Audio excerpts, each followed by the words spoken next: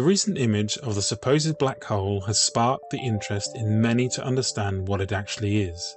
At the centre of our own Milky Way sits Sagittarius A, a supermassive black hole. It is dormant in comparison to the one in M87, and there are no active jets streaming out of the poles, nor is it thought to feed on any material. It is, however, surrounded by something hot and glowing that physicists cannot explain.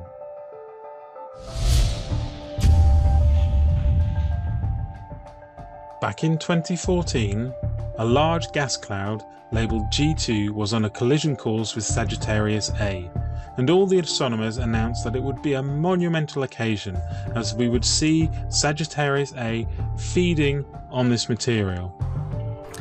The cloud consists mainly of hydrogen gas which we see anyhow in the galactic center all over the place.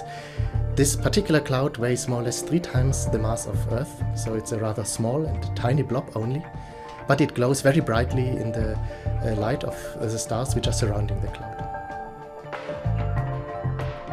As the astronomers watched, the cloud has been picking up pace as it gets closer to the giant black hole.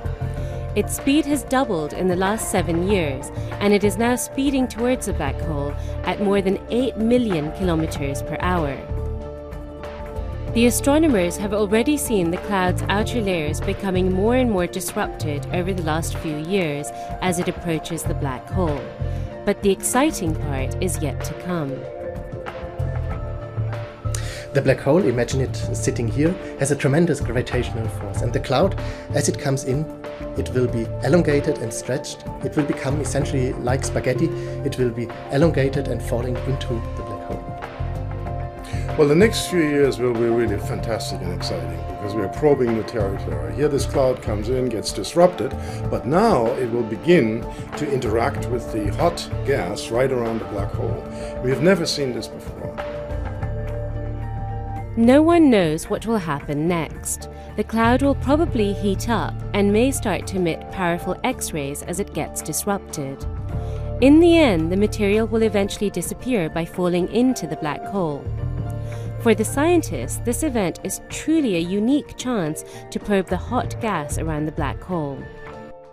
The problem was that this gas cloud was not swallowed up, but it continued on its merry way.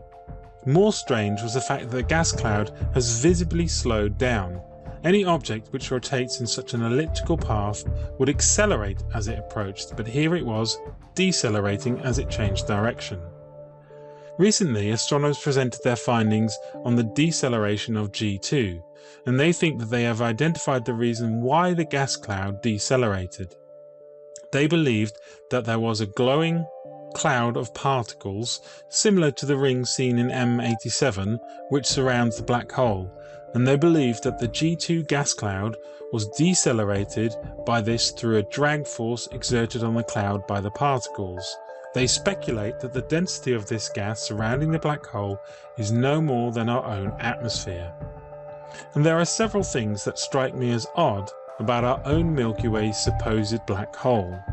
Firstly, how can a black hole in a gravitational model become dormant like this? I thought that in their model, dormant meant that there was no material surrounding it to feed on, and there is clearly matter surrounding it. It somehow chooses not to consume it. In the gravitational model, what exactly stops this matter from falling into the black hole? Secondly, stars that orbit around the black hole, passing both in front of and behind the object, and the object here we're talking about is Sagittarius A, the supposed black hole.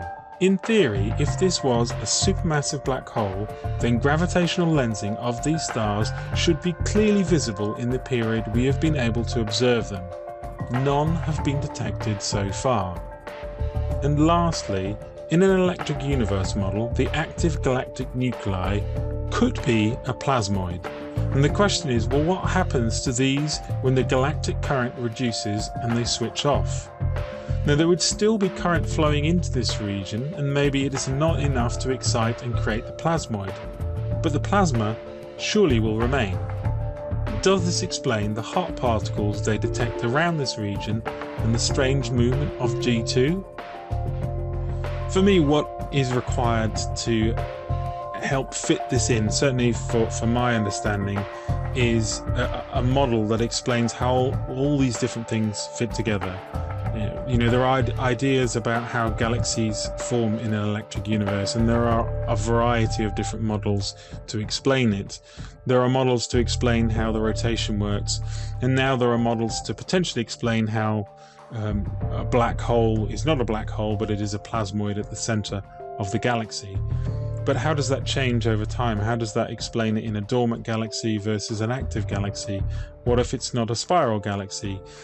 That for me is something that is missing, certainly in my understanding, and it's something I want to focus on a little bit more, is to try and understand, in an electric universe, what are the different models for galaxy formation and how can we pin this in.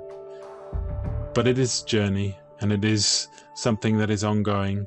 So as always, be brave, be curious, the truth is waiting for us. Until next time.